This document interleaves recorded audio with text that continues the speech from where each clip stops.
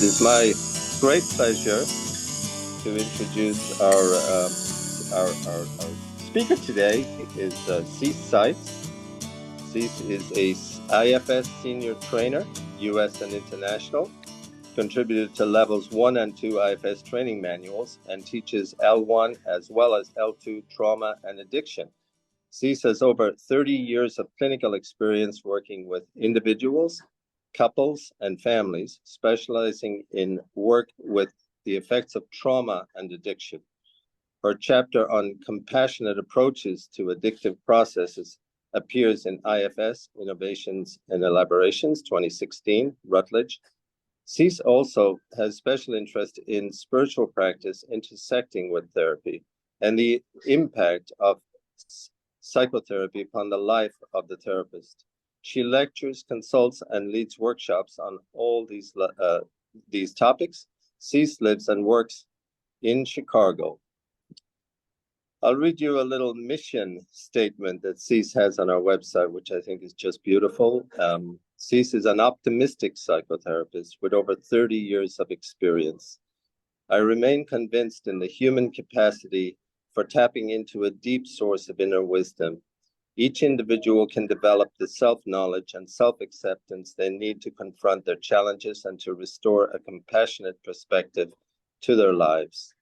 Working with both systemic and experiential approaches, we will tackle the process using a lively sense of curiosity, open hearts, and regular doses of humor. And I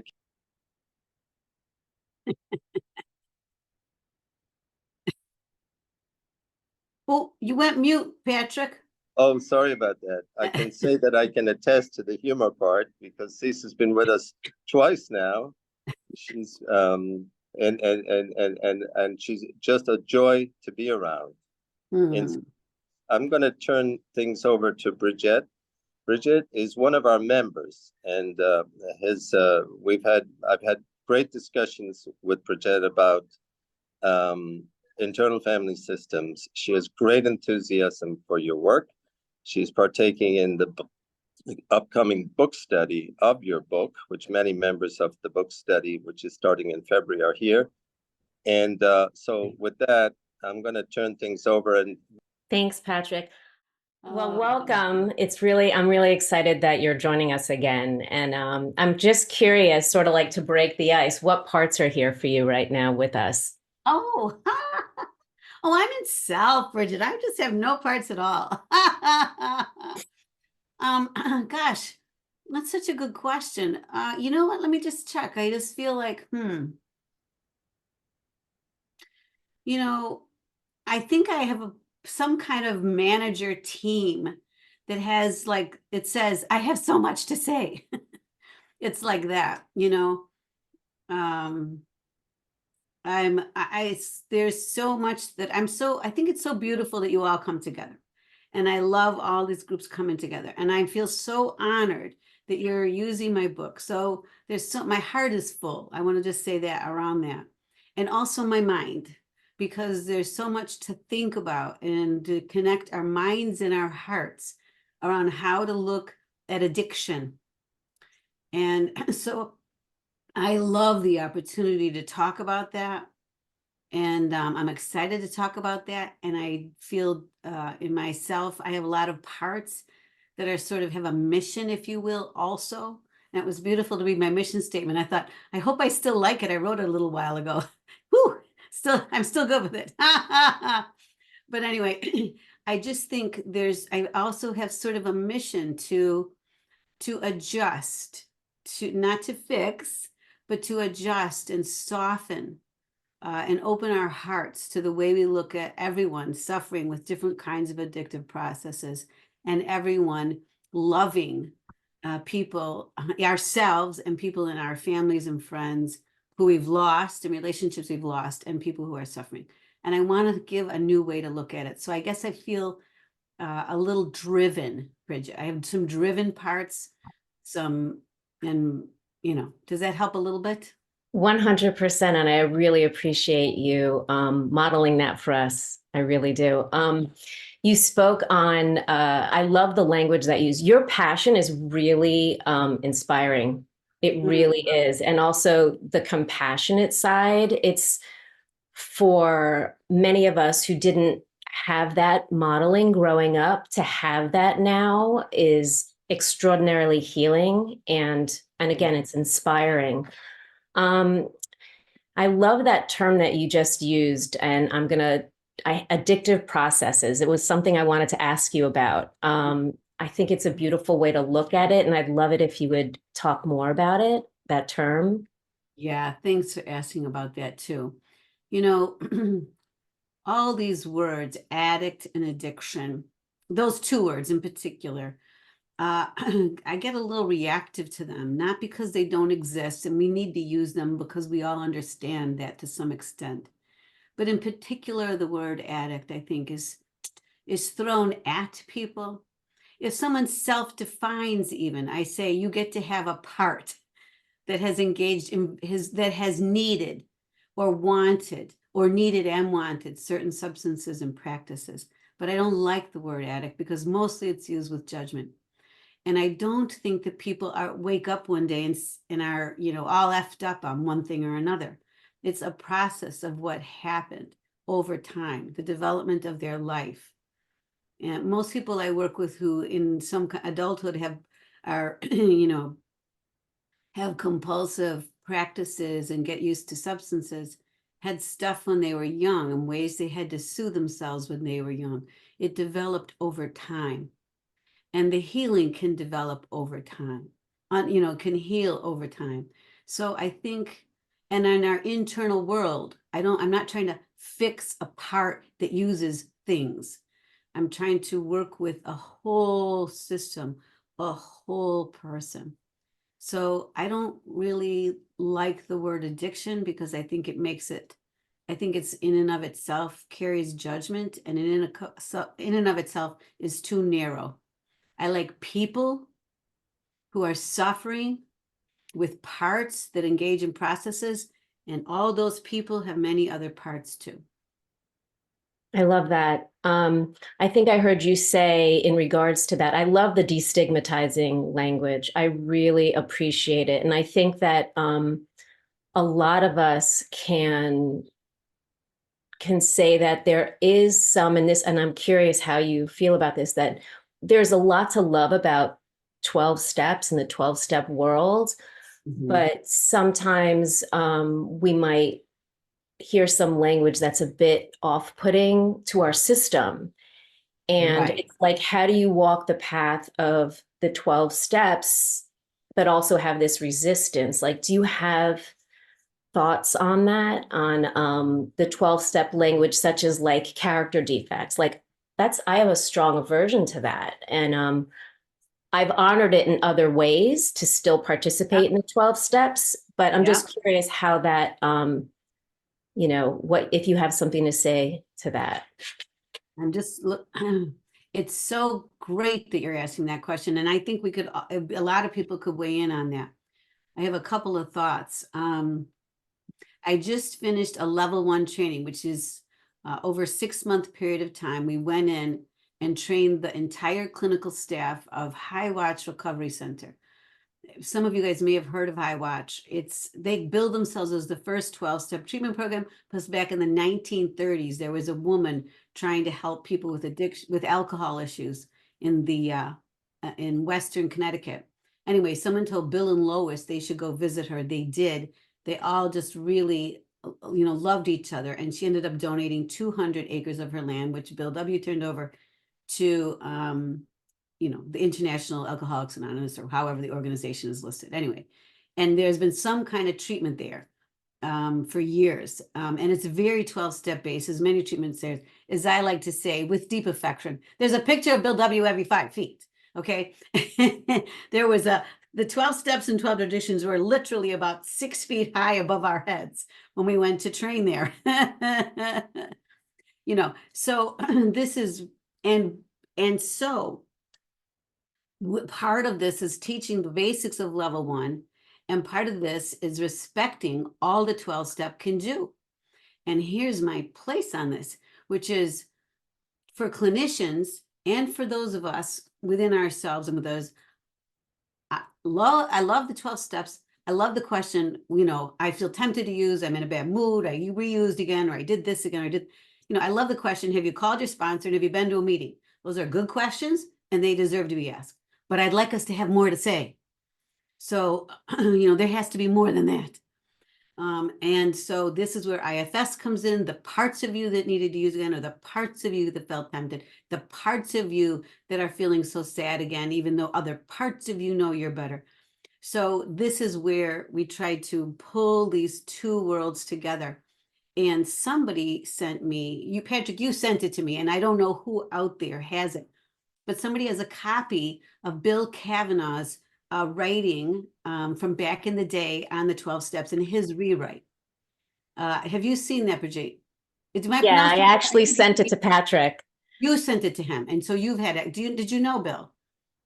Did I know Bill? I did not. I just was really curious about, I'm always looking for alternative steps, like alternative language. And when I got into internal family systems, I wanted to see if someone had done 12 steps with internal family systems, and there you go. And I think it was Derek Scott. I'm not sure. It did say Bill Kavanaugh. I don't know who Bill Kavanaugh is. Okay, good. I was just curious. I do know him. He was around back in the late 90s and early 2000s when I was getting going. And I believe I don't think he would mind me telling you all, he lives in Mexico now and is playing his guitar a lot with his wife. Anyway, he lived in the Chicago area, here in Oak Park, actually. So I love that, and I reviewed that again today. But here's the deal, and I'm going to send this to you, to Patrick or to whomever. The High Watch people, the staff at High Watch, we do these final skits where they, kind of final messages that they have at the end of the training. They also rewrote the 12 steps. And I like this version a little better because I feel that Bill's doesn't include higher power at all. He thinks that way, but he didn't put it in the steps. And that's what most people struggle with. Is self higher power? Well, that doesn't seem right. But is self access to higher power? How do we phrase that? So I think phrasing the spiritual nature of the 12 steps and the spiritual nature of IFS, I do think that takes a little work, right? And I do think that different people in the 12 steps have different ideas of the higher power and who their higher power is. Sometimes it's the group, and sometimes it's all different other kinds of things. So I like the 12 steps with God, or as I always heard him, God, or as I understand God. I didn't have I heard, we took the him out as I understand who, but God as I understand God. And in IFS, understanding self, being a center in ourself, but I think self can also be an access to. Words in IFS are access to guides or higher power or some kind of spiritual grace that you feel you have access to. So I would love to continue a conversation around that. And I'd love to send you guys, if you're up for it, I'd love to send you guys this new version just to consider and see how it lands. Are they incorporating internal family systems? They are now. High Watch Recovery Center has trained their entire clinical staff in level 1. They are the only organization in the United States, which really means in the world, that has done that. And so do these steps also include internal family systems language? Oh, yeah. They combine it. That's amazing. So you brought up self. And so somebody had, and I believe this was, if it's okay to say, Patrick, this was your question. I just want to read, Patrick had a question in regards to self. If you don't mind me, I'm going to jump over to that real quick. I would like to know more about what self means in IFS. In 12 steps, for instance, we talk about the bondage of self. And on page 64 of the big book, it states, being convinced that self manifested in various ways, what defeated us, we considered its common manifestations. And then we get into the 4th step, the manifestations of self being resentment, fear, selflessness, dishonesty, harm done to others, etc. So then how do I reconcile that what the IFS concept of self, with the IFS concept of self, I'm new to IFS, and any help in understanding this would be greatly appreciated. Right. That's such such a good question. I'm so glad you asked it, or whomever asked it. I'm so glad it's asked. So what I would say is that how the big book described self would be almost in a certain way what the Buddhists say, right? The Buddhists say self equates self with ego, and non-self with what IFS calls self. And that what you're describing, the big book saying is what we would call our parts. So I don't know why my Zoom does this. So in IFS, what we say is that parts of us learned to protect ourselves in certain kinds of ways because when we were growing up, the proper people were not in place to protect us, to protect our sensitivity, to protect our mental and emotional health, to protect our bodies, etc. So we developed parts of us that began to cope with the world in certain kinds of way. It was a process, right? And over time, those included ways that involved substances or compulsive practices, and both. And so those would be our parts. Self and IFS. So if I'm working with someone, I would say, we agree with all of that, that those are what the big book sees as difficulties, are difficulties, and we would say those parts hold those difficulties, and the parts hold those challenges. And from a place of serenity, perhaps, a place of equanimity, a place of acceptance, we get to learn about parts. How does that sound? That sounds, I like that. I like that explanation. It's funny because I remember hearing Dick Schwartz talk about, because you mentioned the ego. I remember I was watching a YouTube and he was at a spiritual conference, and he said this beautiful thing, and I loved it so much. He said, the ego is just a bunch of parts. That's right. And I love that because it makes it turns it, it softens, and there's something just so beautiful about that, because we tend to make the ego the enemy. That's right. And That's so right. and so I don't know, when you said that, it just made me think of that. That's perfect. And if any of our parts is our enemy, then we're in another part. So when we make an enemy of our parts that used, that drank, that drugged, that had sex with all the wrong people, that, have still struggle with this and that, with food restricting and binging and purging, comfort eating. When we make any of those parts an enemy, self is not making any of them an enemy. Any more than, if this works for you, any more than God would make us an enemy. We're not making our parts an enemy, but our manager parts, the ones that are trying to help us stay on track, be a better person, look normal, etc. All those beloved parts of us that functioned no matter what our firefighters are doing, those parts carry the judgment towards it. So the brilliance of IFS is that most spiritual places say that the external, God or something, is going to forgive our firefighters for what they did. I'm not against that. But if we don't forgive ourselves, we're still stuck. So how do we forgive ourselves for our years of messing up and stealing from people and yelling at people and being unavailable to people and to ourselves, to breaking our own promises over and over to ourselves, not to mention other people? How do we do that? We work with the managers of our system that took this negative, controlling approach because they didn't know any other way to keep us going. Just like our loved ones scream at us because they don't know what else to do or say either.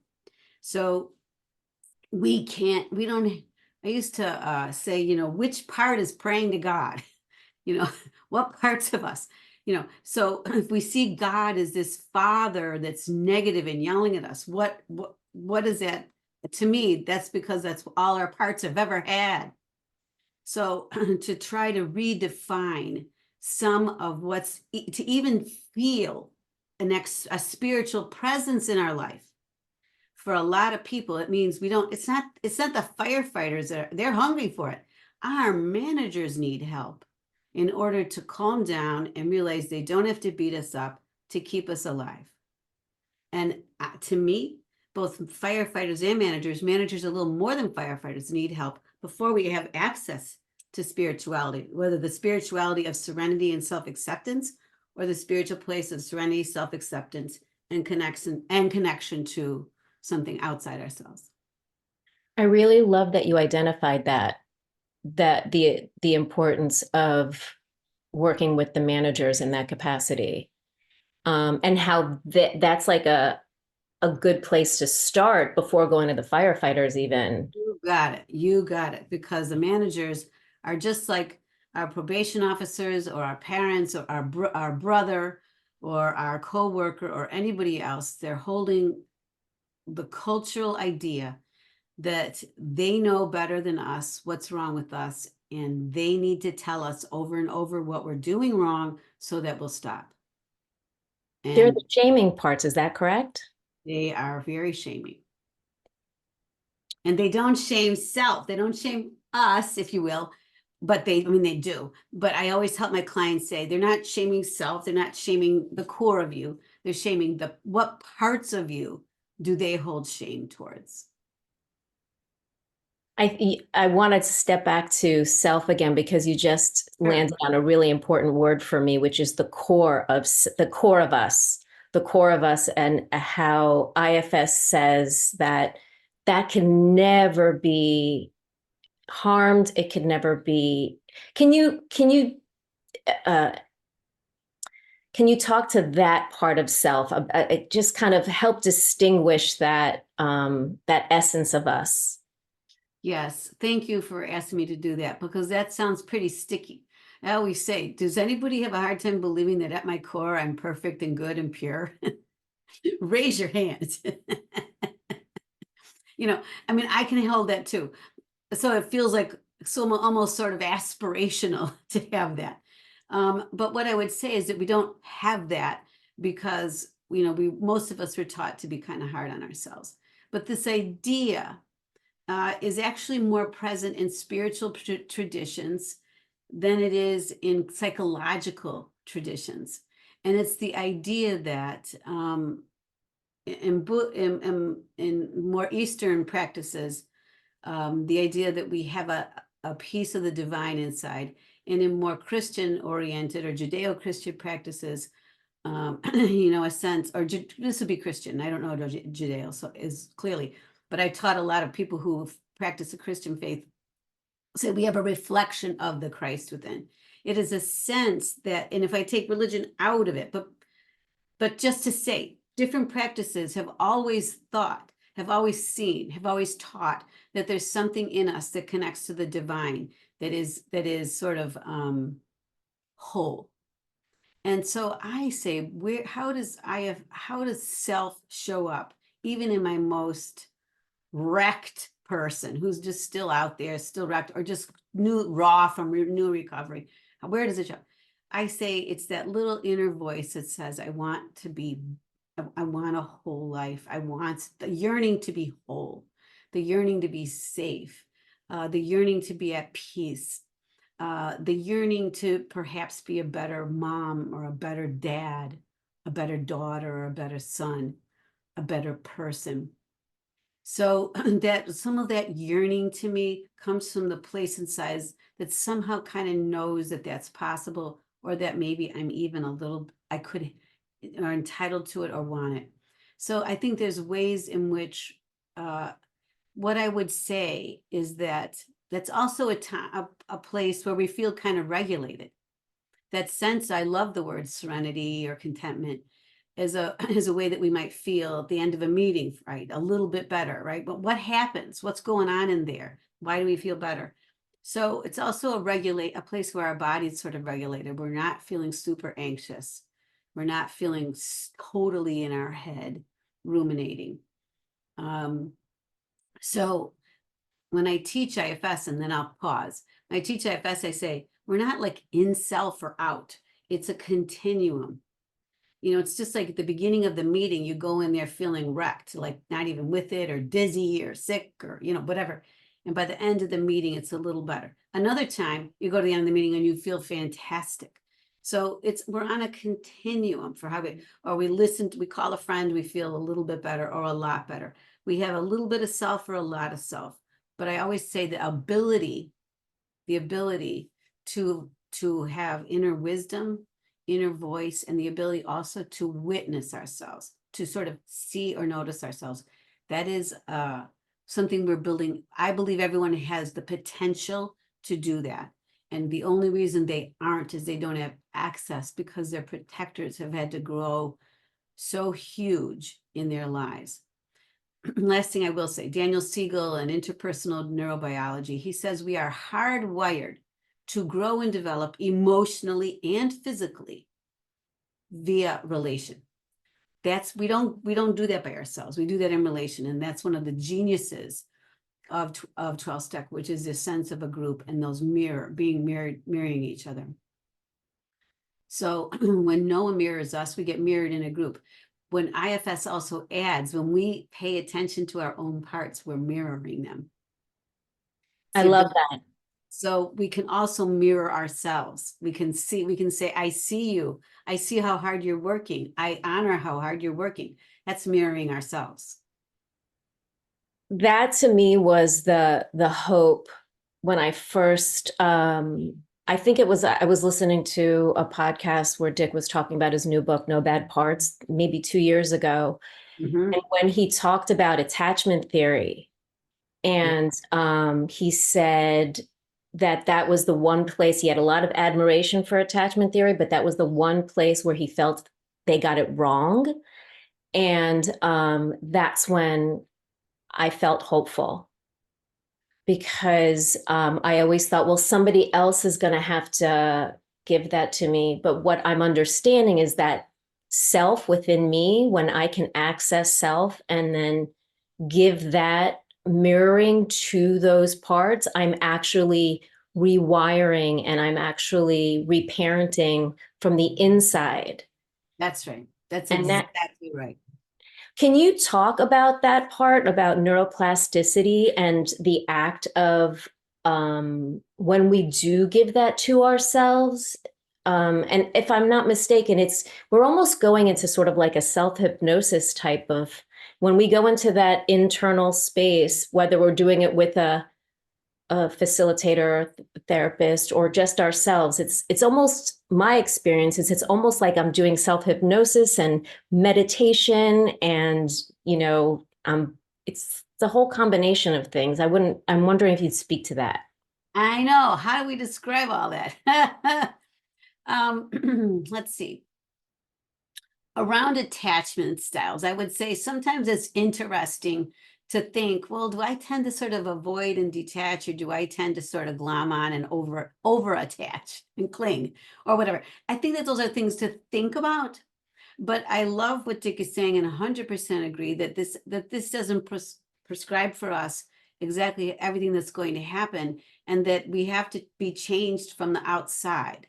This is one of the main things that IFS fights, if you will, or disagrees with, or a way we part company from traditional psychotherapy. I say to my clients, everything that you can remember now, you have access to in this moment, in other words, or in our work. Anything that you have access to in this moment now is something we can connect to and heal now. If we have access to it now, we can heal it now. And in fact, I think it's Nietzsche or something, not that I am philosophically, well-trained, who says the past is always with us. In fact, it's not really past. So when I'm telling you a story right now, and then all of a sudden I go into, and then when I was in third grade and my father left, or, when we do this with ourselves, a part of us, we are resonating today with an emotional truth from back then about what it feels like to be left, or what it feels like to be shamed, or what it feels like to be alone. And some part of us remembers when that started happening for us. And when in IFS, what we do, I might say to my client, when you tell me about that thing that happened, can you almost see yourself back in that schoolyard or back in your old house? Can you almost see yourself like that? Yeah, I can say, all right, so let's pause here for a minute. let that part know you can see it. Right? Don't just tell me. Go inside and tell that part I see you, because you do. So there's the guy George who wrote the book about brain plasticity. He says, first we start with the imagination. And by that, he doesn't mean the imagination of making things up. He means the imagination of using imagery. There's many stories in the book, but one of them that we might know about is an Olympic, sorry, this thing goes on my Zoom. An Olympic person broke their ankle and they're preparing to go to the Olympics. And so they could not go walk up all those steps. They were a diver and they couldn't walk all those steps up and dive off the board for 8 weeks or something. In those 8 weeks, they usually would normally practice 6 to 8 hours a day. Instead, in those 6 to 8 hours a day, they visualized. They visualized, pausing, going up the steps, pausing how they would walk, pausing all the jumping. So they did that for those same amount of hours, which sounds a little strenuous, but then again, so is practicing. And so what happened was that they didn't lose as much muscle tone practice because the neural pathway of doing those actions was kept activated during that whole period of time where they had to heal their actual ankle. So when we go inside and we over and over again find parts of us, I find my critic that's hard on my parts. I find my angry part. I find my judgment. I find my part that's, feels not good enough. When I repeatedly check in with that part, send it a little curiosity. What are you holding? Why are you up today? What's going on with you? And I have a dialogue. I'm creating a new neural connection. We know that empathy creates new neural connections that we've been able to see through functional MRIs looking at brain connection. So when someone tells me to bring up another area in recovery around brain disease, and this is a brain disease and I'm addicted because I have a brain disease, I understand that. I'm not arguing that your brain has been deeply impacted by years of repetitive activity, right? That creates a groove in there. But I always say, what about the rest of your brain?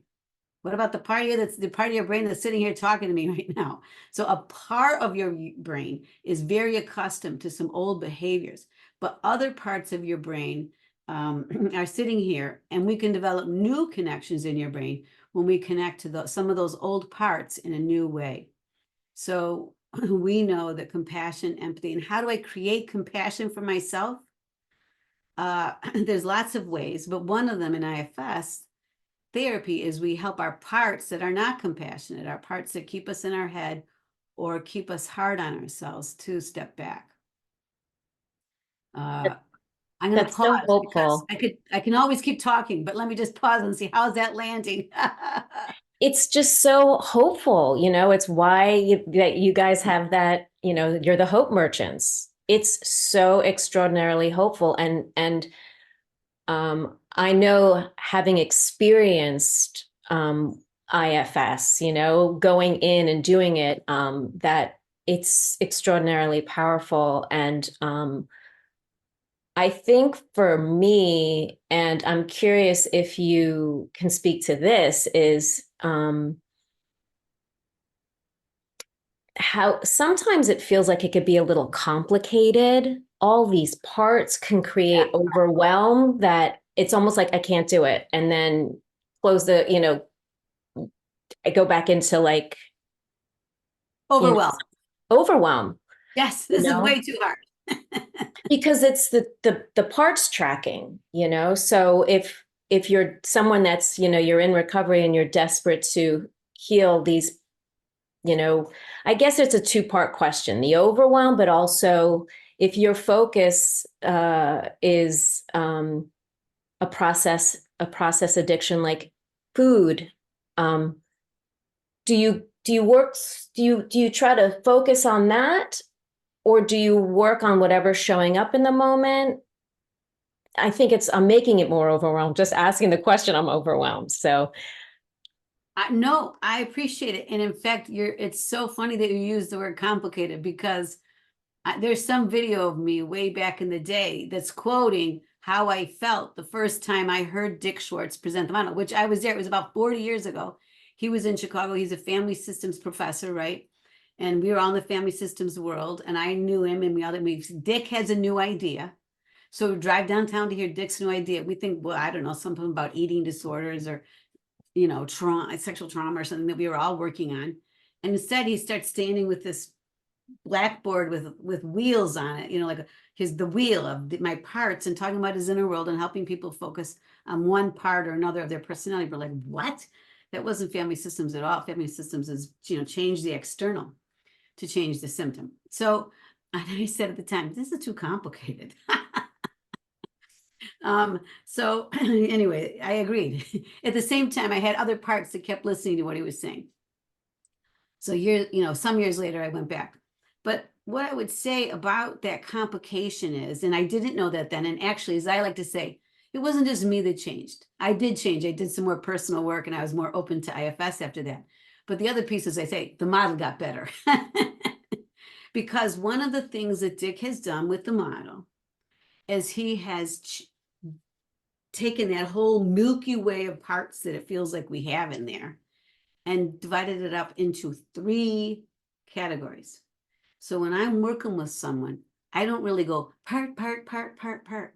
I say, so a bunch of parts of you. Your managers have been on overdrive this week. You've been doing all this stuff for your mother, and then just doing this stuff at work. And then you've been really your critics up and being really hard on you because your firefighters have been up. You've been yelling at everybody. You've been impatient. You've been sleeping late.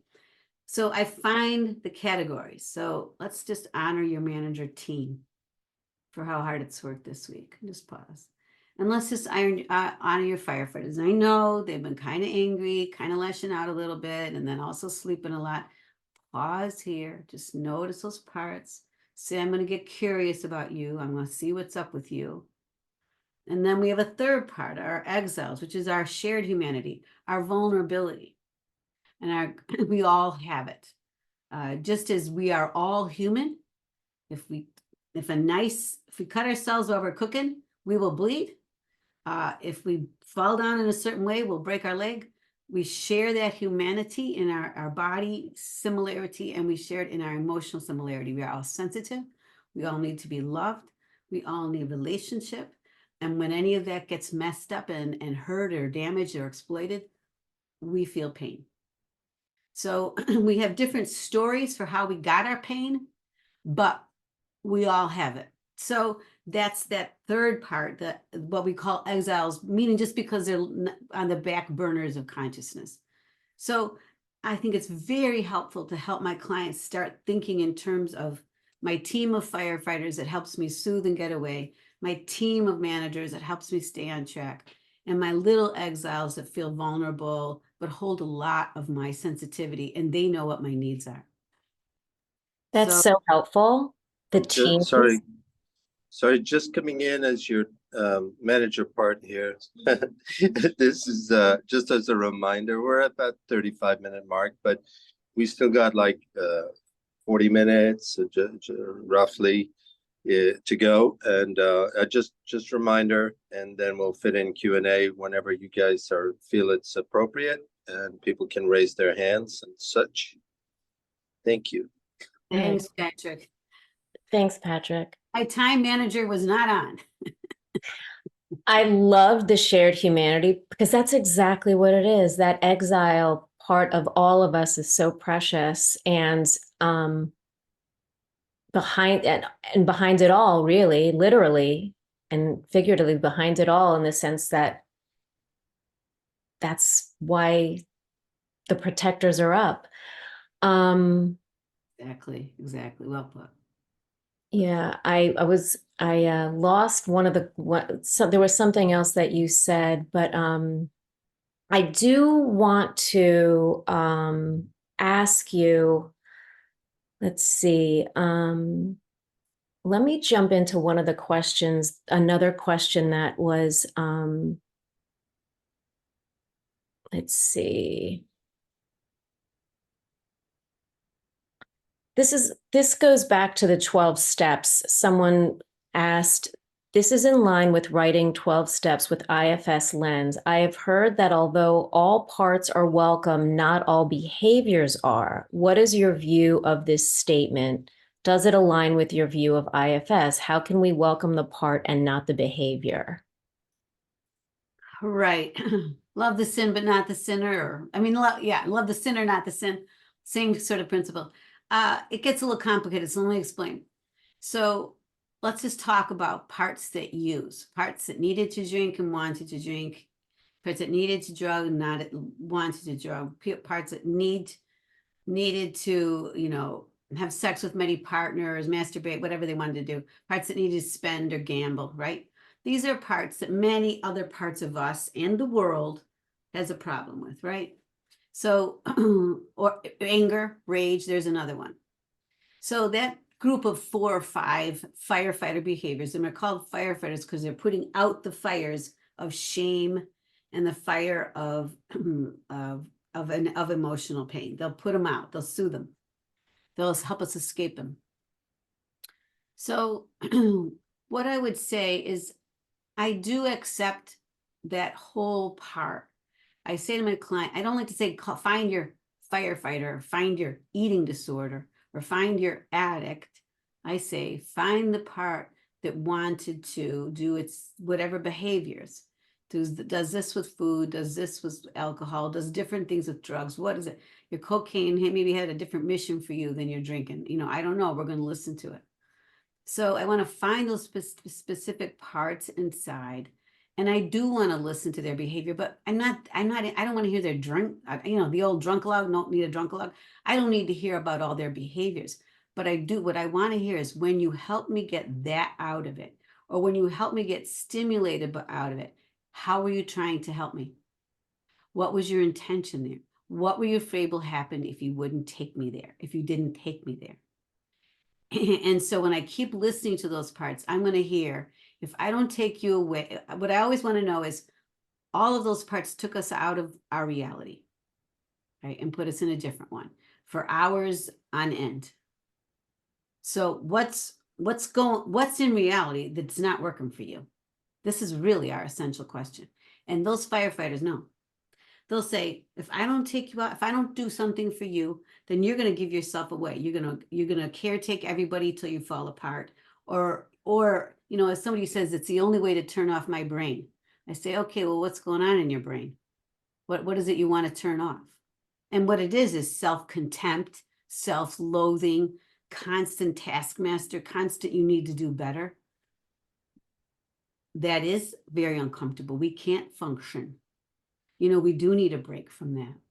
So I actually, when they say all behaviors aren't welcome, we might say, I always say, there's always a reason, but there's never an excuse. I'm not excusing your behavior. I'm not saying, oh, no big deal that you stole from those people. Oh, no big deal that you haven't, that you acted out on these people. No, I'm not trying to minimize or excuse that behavior. So in that sense, I'm not excusing behaviors, but I'm saying you can find out the reason for your behaviors, the intention of those parts. So we're really looking at intention. We're not tracking. We are listening to what those behaviors were, but those behaviors just represent an intention for the system. Those parts have a role. That's really, I love that. I love that. And I want to just let everyone know that you did write a Why I Love My Firefighters. I actually read that. I'll drop it in the chat for people to read. I don't know when you wrote that. How long ago did you write that?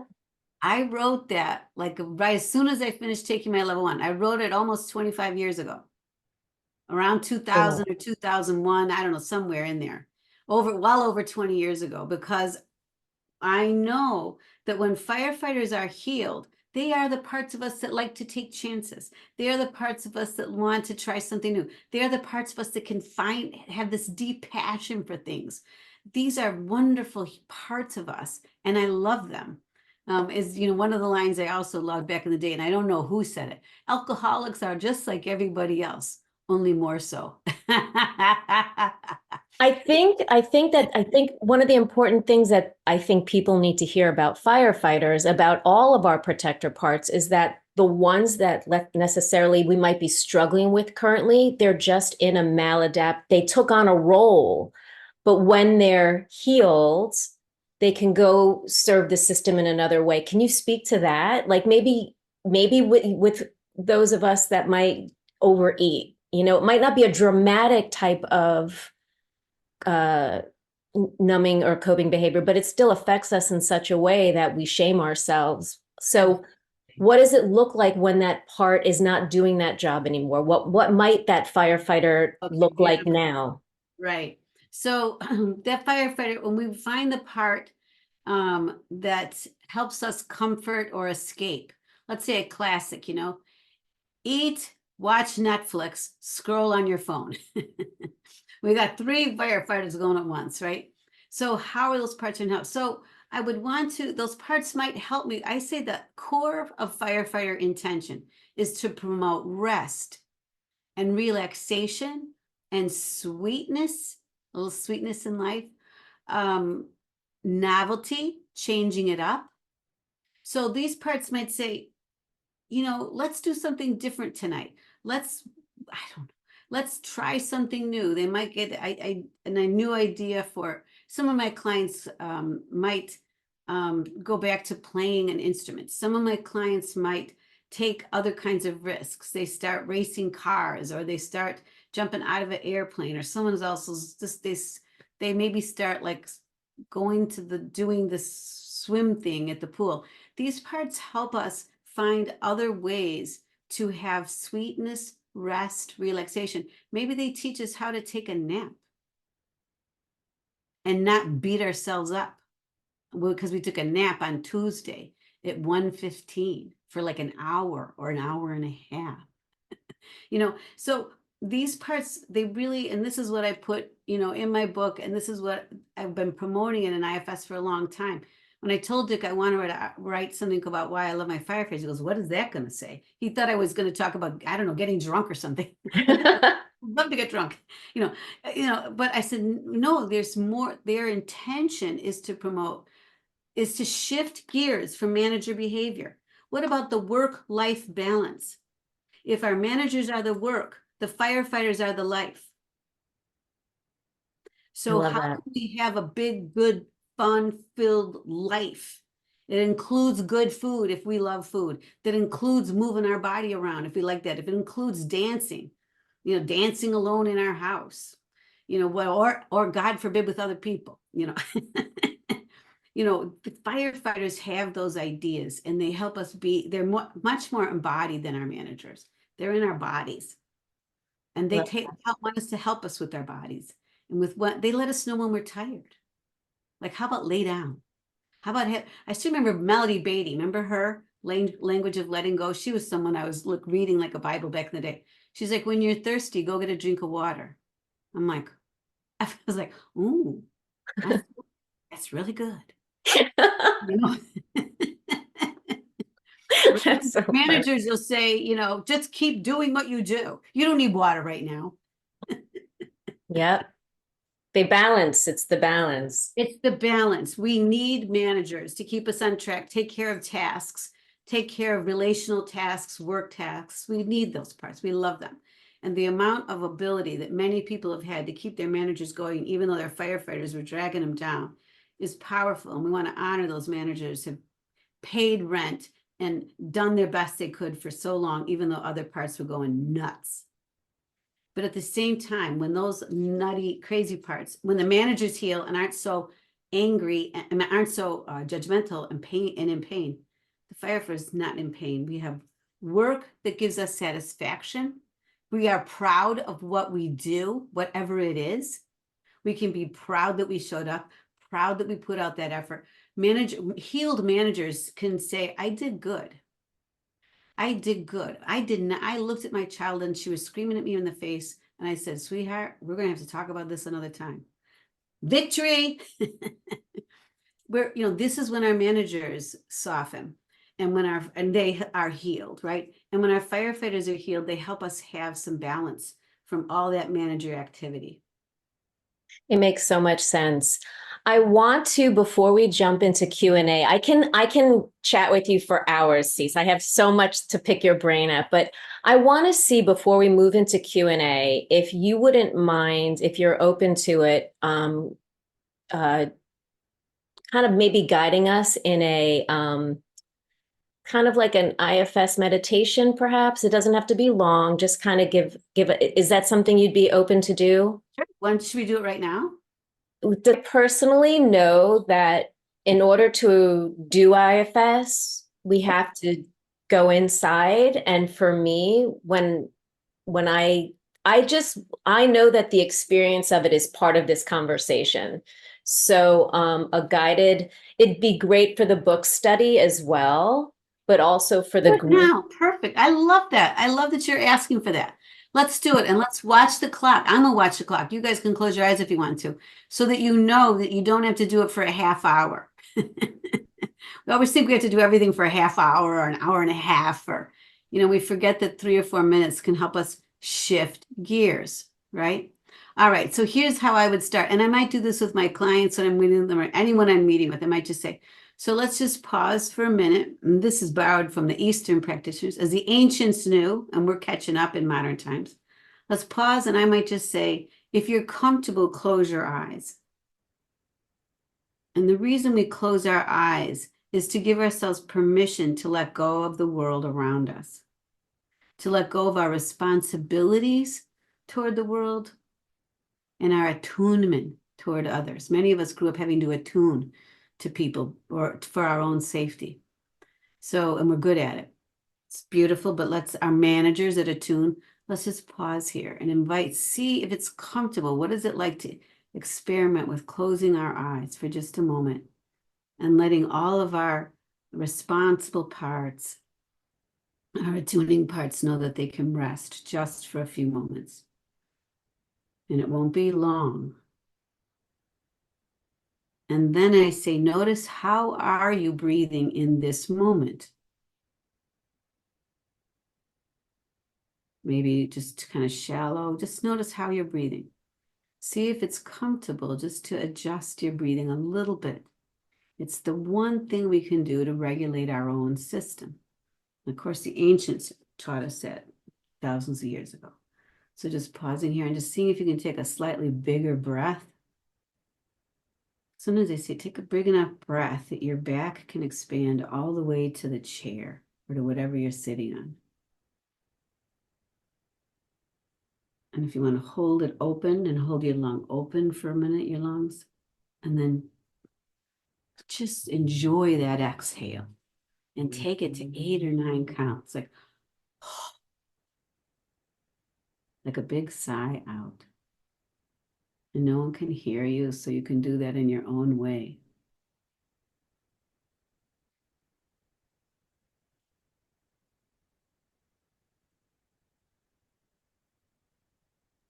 Just a few breaths like that, really 3, maybe just 4 breaths, where we're expanding our lung and our back all the way out to the chair behind us. And then we're sighing, long exhale.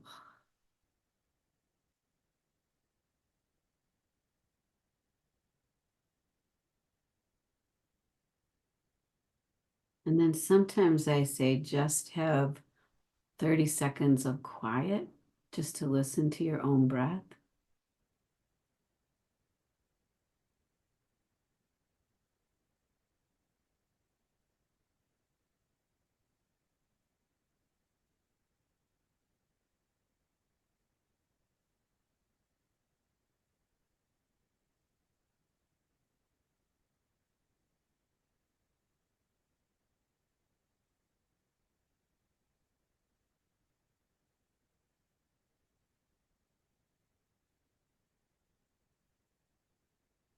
And then, if you wish, if this is comfortable for you, just notice. You could maybe go just a moment for each category. Notice your managers, whatever's busy in your mind.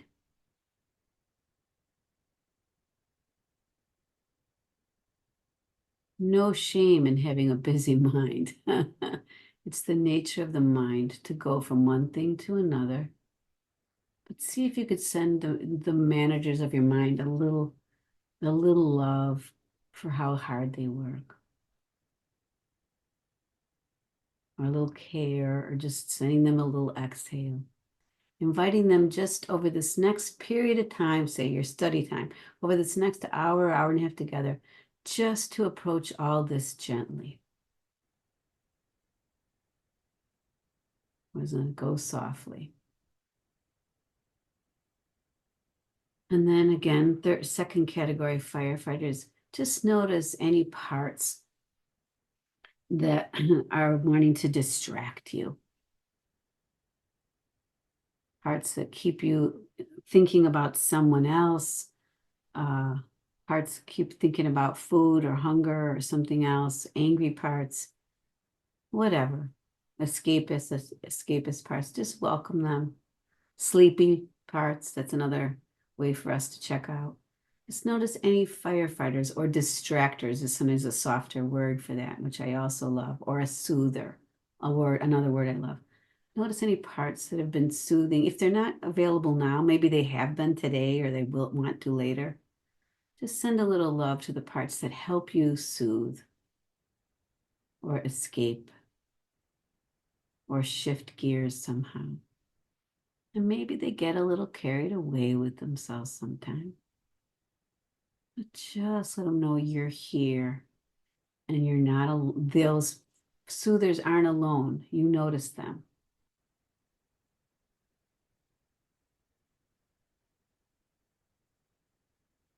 And maybe you could even ask them, is there anything you guys need me to know?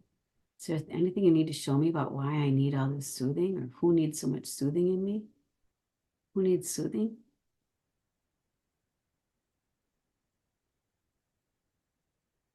I love to ask my firefighters, who do you see that needs soothing inside me?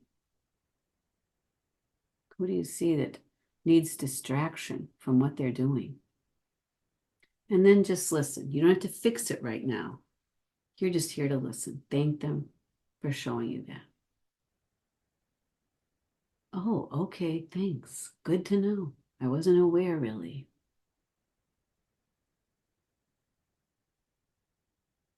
Didn't notice as much. And then last, our third category is our exiles, our shared humanity.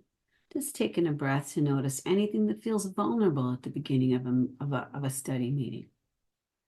Parts that feel, parts feel a little shame, like, am I going to talk too much or not at all?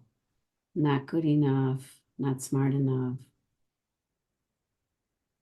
Parts that aren't sure we're wanted. Not sure of our value. Just pausing. We all share some of this. Just almost sometimes those are sometimes in and around our heart or belly space.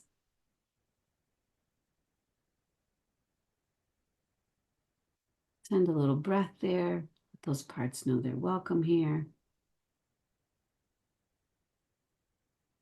I sometimes tell them, but tell them they don't have to do anything. They can just let you take the lead. But just remind them that they're not alone, because you're with them, and they're also not alone because we all can be vulnerable.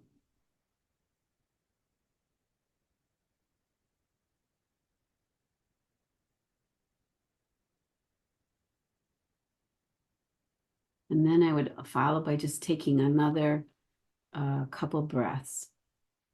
Again, those kind of big inhales, kind of getting our lungs expanded out to our back.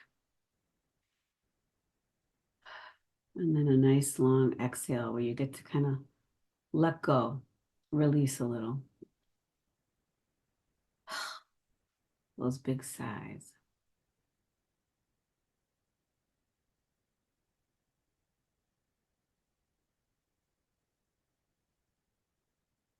And then just gently come back when you're ready. And if you guys want to, is this comfortable? If this is okay to do, Bridget and Pat, Patrick, people could put just a word or two in chat right now about how that was. Well, if anyone wants to put a word or two in chat.